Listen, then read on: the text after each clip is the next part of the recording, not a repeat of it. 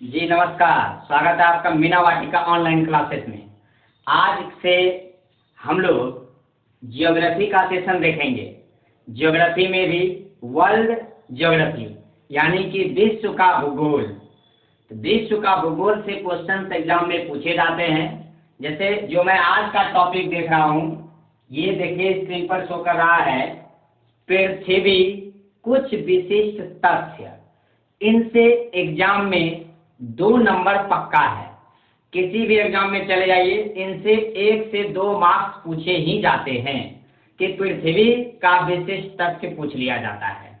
तो आज हम पृथ्वी की जितने भी विशिष्ट तथ्य हैं उन सब चीजों की चर्चा आज के क्लास में करेंगे। और आज का क्लास छोटा है पर आपको बहुत कुछ खास दे के जाने वाला है, इसीलिए इस क्लास को स्किप कदापि नहीं करिएगा, इसे पूर्ण रूप से देखिएगा। एक एक पॉइंट आपके एग्जाम के पॉइंट ऑफ व्यू से इंपॉर्टेंट है। तो चलिए समझते हैं। देखिए सबसे पहले समझते हैं कि पृथ्वी की आकृति कैसी है। जिन्होंने एग्जाम दिया होगा उन्हें पता होगा, यह क्वेश्चन आ चुका है कि पृथ्वी की आकृति कैसी है। ऑप्शन में था जियोइड। जियोइड का नाम सुने हैं? जियोइड था। पृथ्वी की आकृति कैसी है? जियोइड है ना, जियोइड है। ये डायरेक्ट ये लिख दिया गया था। तो हम जाने कि आज से कि पृथ्वी की आकृति क्या होती है, जियोइड होती है यानी चिपटा गोल होता है। क्लियर है? तो याद रखना है कि पृथ्वी की आकृति कैसी है, तो जियोइड है। क्लियर है? चलिए चलते हैं। पृथ्वी की ध्रुवीय और विषुवतीय व्यास। देखिए पृथ्वी की ध्रुवीय व्यास 12,714 किलोमीटर है, ठीक है, और विषुवतीय व्यास 12,756 किलोमीटर है। ये दोनों बात को जानना पड़ेगा कि जो पृथ्वी का ध्रुवीय व्यास है 12,714 किलोमीटर है और पृथ्वी का जो विषुवतीय व्यास है वह 12,756 किलोमीटर है। तो क्लियर है? तो 12,714 किलोमीटर पहले लिखेंगे क्योंकि ध्रुवीय है, और फिर 12,756 किलोमीटर लिखेंगे बाद में। तो क्लियर हो गया। अब बात करते हैं पृथ्वी की परिधि का। क्लियर है? पृथ्वी की परिधि 40,008 किलोमीटर है। पृथ्वी की परिधि कितनी है? 40,008 किलोमीटर। याद रखिएगा, 40,008 किलोमीटर पृथ्वी की परिधि है। लेकिन अब आपसे क्या पूछ रहा है? विषुवत रेखीय परिधि। पृथ्वी की विषुवत रेखीय परिधि है 40,075 किलोमीटर है। कितना है? पृथ्वी की विषुवतीय परिधि कितनी है? 40,075 किलोमीटर। क्लियर है? कितना है? 40,075 किलोमीटर। अब बात करते हैं पृथ्वी के द्रव्यमान की। देखिए न्यूमेरिकल बनाने में भी इसका यूज होता है। पृथ्वी की द्रव्यमान जो है 5.97 गुना 10⁻24 kg होता है। इसे लगभग में 6 यूज किए जाते हैं। अक्सर किताबों में आपने पढ़ा होगा 6 गुना 10⁻24 kg, तो गलत नहीं है, लगभग मान है। यानी कि एग्जैक्ट इसका 5.97 गुना 10⁻24 kg जो है पृथ्वी का क्या होता है? द्रव्यमान होता है। और आप जानते हैं कि द्रव्यमान जिंदगी में बदलता नहीं है, चाहे वो आप कहीं चले जाइए वह बदल नहीं सकता है। इस सबका क्लास हम दे चुके हैं, लिंक आपको डिस्क्रिप्शन में मिलेगा। चलिए समझते हैं। अब बात करते हैं कि पृथ्वी का जलीय भाग यानी पृथ्वी पर जल कितने हैं। पृथ्वी पर जल है 71% यानी 71%। इसी वजह से पृथ्वी को नीला ग्रह की उपमा दी गई है। नीला ग्रह की उपमा दी गई है। साथ ही साथ पृथ्वी हमारे सौरमंडल में 5वां सबसे बड़ा ग्रह है। क्या है? 5वां सबसे बड़ा ग्रह है। क्लियर है? और जलीय भाग कितना है पृथ्वी पर? 71% है। कितना है? 71%। बात करते हैं स्थलीय भाग की।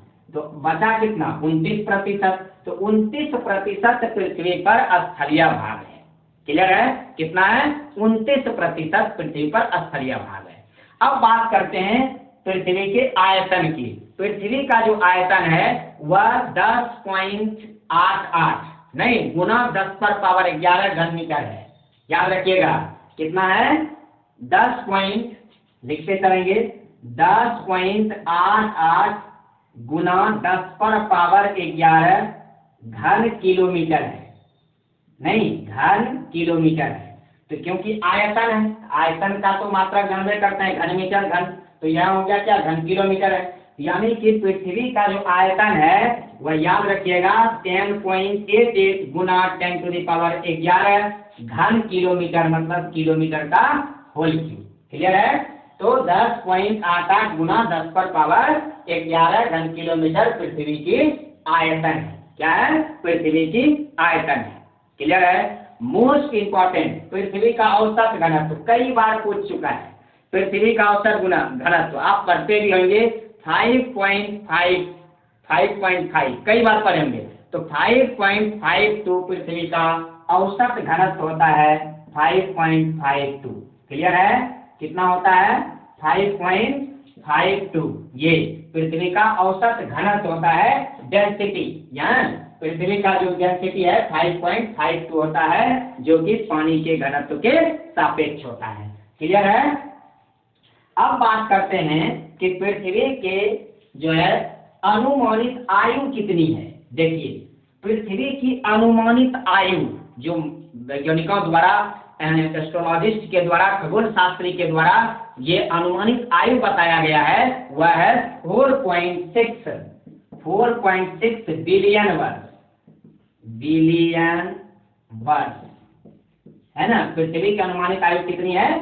4.6 बिलियन वर्ष पृथ्वी की अनुमानित आयु है। क्लियर है। कितनी है? पृथ्वी की अनुमानित आयु 4.6 बिलियन वर्ष। क्लियर है। अब बात करते हैं पृथ्वी के क्षेत्रफल का। पृथ्वी का क्षेत्रफल है 51.1 करोड़ किलोमीटर है। कितना है? 51.1 करोड़ किलोमीटर। एकदम ध्यान से देखिएगा, हम आपको टोटल जितने भी कंपटीशंस में क्वेश्चंस आ रहे हैं, चाहे वह प्रीवियस ईयर क्वेश्चंस हो, फिजिक्स, केमिस्ट्री, बायोलॉजी, कोई भी सब्जेक्ट हो, सभी सब्जेक्ट का क्लास हम आपको टॉपिक वाइज प्रोवाइड कराएंगे। आप घबराइएगा नहीं, धीरे धीरे करके 1 बाय 1 करके आप स्टडी करते चलेंगे, आपकी तैयारी संपूर्ण होगी, इतना विश्वास रखिएगा। चलिए समझते हैं। तो पृथ्वी की क्षेत्रफल हो गया 51.1 करोड़ किलोमीटर। आयतन पूछ देगा तो 10.88 गुना 10 पर पावर 11 किलोमीटर। पृथ्वी का औसत घनत्व 5.52। क्लियर है। और अनुमानित आयु कितनी है? 4.6 बिलियन वर्ष। अब बात करते हैं परिभ्रमण समय। देखिए बाबा, परिभ्रमण समय और परिक्रमण समय, परिभ्रमण और परिक्रमण जरा सा इसे समझेंगे। परिभ्रमण और परिक्रमण क्या होता है ना। परिभ्रमण होता है पृथ्वी अपने अक्ष पर। परिभ्रमण क्या होता है कि पृथ्वी अपने अक्ष पर जो चल रही है, ठीक है, वह होता है परिभ्रमण। परिक्रमण हुआ परिक्रमा करना। जैसे आप देखिए पूजा वगैरह करते हैं, आप क्या करते हैं? परिक्रमा करते हैं, मतलब किसी के सापेक्ष, यानी सूर्य की चारों ओर जो घूम रही है पृथ्वी, वह हुआ परिक्रमण। और अपने अक्ष पर जो घूम रही है वह हुआ परिभ्रमण। क्लियर है। परिभ्रमण परिक्रमण समझे? परिभ्रमण परिक्रमण समझ गए? क्लियर है। चलिए समझते हैं फिर आगे। अब मैं बात करता हूं परिभ्रमण समय की। तो जो परिभ्रमण समय है वह पृथ्वी को लगता है अपने अक्ष पर 23 घंटे 56 मिनट 4 सेकंड का समय लगता है। कितना लगता है? 23 घंटे परिभ्रमण समय 23 घंटे 56 मिनट है ना 4 सेकेंड, इतना समय लगता है। पृथ्वी को अपने अक्ष पर घूमने में लगभग 24 घंटा, यानी कि नहीं, लगभग 23 घंटा 6 मिनट 56 मिनट, यहाँ है लगभग 24 घंटा कहिए, लेकिन परिभ्रमण समय 23 घंटा 56 मिनट 4 सेकंड का समय पृथ्वी को लग जाता है। और उसको अपने अक्ष पर जो घूमने की गति है वह 1600 लिखे हैं क्या? परिभ्रमण गति लिखे हैं कितना? 1610 किलोमीटर पर आवर। ये 1610 किलोमीटर पर आवर की गति से पृथ्वी अपने अक्ष पर घूमती है। किस दिशा में? पश्चिम से पूर्व की ओर। क्लियर है। वेस्ट से ईस्ट की ओर पश्चिम से पूर्व की ओर घूमती है, पश्चिम से पूर्व की ओर। याद रखिएगा एकदम बिल्कुल, है ना। साथ ही साथ पृथ्वी का जो आकार है, आकार और दृष्टि, बनावट की दृष्टि से शुक्र के समान है। याद रखिएगा किसके समान है? शुक्र के समान है। चलिए हम बात करें परिभ्रमण समय। परिभ्रमण हो गया जो अपने अक्ष पर 23 घंटा 56 मिनट 4 सेकंड में घूमती है, परिभ्रमण अपने अक्ष पर। अब परिभ्रमण गति कितनी गति से? 1610 किलोमीटर पर आवर की गति से अपने अक्ष पर जो है पृथ्वी घूमती है। अब बात करते हैं परिक्रमण समय का, यानी कि सूर्य के चारों ओर जो पृथ्वी घूमती है, परिक्रमण समय का। तो कितना समय लगता है? 365 दिन 5 घंटा 48 मिनट 40 सेकंड। क्लियर है? कितना समय लगता है? 365 दिन 5 घंटा 48 मिनट, है ना, 46 सेकेंड। क्लियर है? यानी कि पृथ्वी का परिक्रमण समय, परिक्रमण जो करता है सूर्य के चारों ओर, उसमें इसको समय लगता है 365 दिन 5 घंटा 48 मिनट 40 सेकेंड। क्या बोले? 365 दिन 5 घंटा 48 मिनट 40 सेकंड का समय लगता है किसको? पृथ्वी को सूर्य के चारों ओर घूमने में। अब बात करते हैं कि जो परिक्रमण वेग है ये कितना है? तो 29.8 किलोमीटर पर सेकेंड, 29.8 किलोमीटर पर सेकेंड, किलोमीटर पर सेकेंड। क्लियर है? 29.8 किलोमीटर पर सेकेंड परिक्रमण वेग है किसका? पृथ्वी का। किसका? पृथ्वी का। अब बात करते हैं परिक्रमण मार्ग की लंबाई। परिक्रमण मार्ग की जो लंबाई है वह है 96 करोड़ किलोमीटर, 96 करोड़ किलोमीटर, है ना। कितना है? 96 करोड़ किलोमीटर है परिक्रमण पथ की लंबाई। क्लियर है? अब बात करते हैं सूर्य से अधिक दूरी। देखिए सूर्य से अधिक दूरी यानी ये कहलाती है सूर्य से अधिक, यानी कि सूर्य से अधिक दूरी, यानी अधिक दूरी लिखे हैं, सूर्य से अधिक दूरी। अधिक दूरी मतलब हो गया एपीहीलियन। एपीहीलियन क्या हो जाता है? एपीहीलियन। और एपीहीलियन क्या कहलाता है हिंदी में? अपसौर कहलाता है। याद रखिएगा सूर्य से अधिक दूरी क्या कहलाती है? एपीहीलियन। एपीहीलियन, है ना। अपसौर की स्थिति कराती है और यह समय होता है 4 जुलाई को। कब होता है? 4 जुलाई को, क्योंकि उस समय इसकी अधिक दूरी होती है, सूर्य और पृथ्वी के बीच की दूरी ज्यादा होती है, अधिक दूरी होती है। और दूरी होती कितनी है? तो 15.21 किलोमीटर, 15.21 करोड़ किलोमीटर होगा। कितना होगा? 15.21 करोड़ किलोमीटर। याद रखिएगा 15.21 करोड़ किलोमीटर। ध्यान से रखिए सूर्य से अधिक दूरी कहलाती है एपीहीलियन अपसौर की स्थिति। अपसौर, ठीक है, अपसौर की स्थिति अब होगी कब? 4 जुलाई को। अब कितना दूरी होगी? 15.21 करोड़ किलोमीटर। अब बात करते हैं सूर्य से न्यूनतम दूरी। सूर्य से न्यूनतम दूरी क्या कहलाएगी? पेरीहीलियन कहलाएगी। क्या कहलाएगी? पेरीहीलियन कहलाएगी, है ना। पेरीहीलियन, पेरीहीलियन, है ना, पेरीहीलियन कहलाएगी, यानी कि उपसौर की स्थिति कहलाएगी। और यह होगी कब? 3 जनवरी को। कब होगी? 3 जनवरी को होगी यह। क्लियर है? और इसकी जो दूरी होती है 14.7 करोड़ किलोमीटर होता है। कितना होता है? 14.7 करोड़ किलोमीटर। क्लियर है? कितना होती है? 14.7 करोड़ किलोमीटर। और यह होता है पेरीहीलियन। पेरीहीलियन मतलब उपसौर। क्लियर है? पेरीहीलियन मतलब उपसौर। तो सूर्य से अधिकतम दूरी, यदि दूरी पूछेगा, एक तो क्वेश्चन आया हुआ एकदम हाईलाइटेड है, 15.21 करोड़ किलोमीटर। सूर्य से न्यूनतम दूरी पेरीहीलियन कहलाती है। पेरीहीलियन यानी 3 जनवरी 14.7 किलोमीटर। यह क्वेश्चन एग्जाम में पूछा गया है, एकदम याद रखिएगा। ये एपीहिलियन और पेरीहिलियन इन दोनों बात याद रखिएगा। एपीहिलियन कहलाता है अपसौर, ये हो जाता है अपसौर, एकदम इंपॉर्टेंट है, और ये होता है उपसौर, है ना। तो जो अपसौर होता है, अधिकतम दूरी वाला होता है, वह 15.1 करोड़ किलोमीटर होता है, और ये होता है 4 जुलाई को। यानी कि ये जब भी होगा तो 4 जुलाई को होगा, और यह जब भी होगा तो 3 जनवरी को होगा।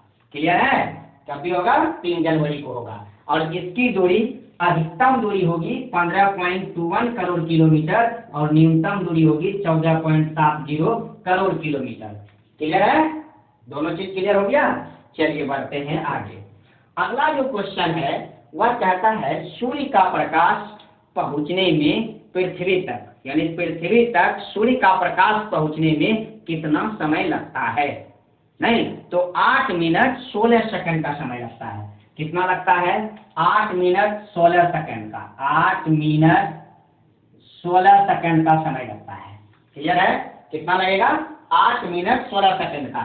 चंद्रमा का प्रकाश पहुंचने में पृथ्वी पर 1.3 सेकंड का, यानी 1 मिनट 3 सेकंड का समय लगता है। 1 मिनट 3 सेकंड का समय लगता है। अब बात करते हैं कि चंद्रमा से पृथ्वी के बीच की दूरी क्या है। चंद्रमा से पृथ्वी के बीच की दूरी क्या है? हमेशा पूछता है। 3,84,000 किलोमीटर, 3,84,000 किलोमीटर, याद रखिएगा। नहीं, 3,84,000 किलोमीटर चंद्रमा से पृथ्वी की दूरी है। क्लियर है? समुद्र तल से स्थल की सर्वाधिक ऊंचाई, नहीं, समुद्र तल से स्थल की सर्वाधिक ऊंचाई, सबसे ज्यादा स्थल की ऊंचाई क्या है? माउंट एवरेस्ट 8,848 या 50, 8,850 लिखिए या 48 लिखिए। नहीं, 8,850 मीटर। क्या? Mount Everest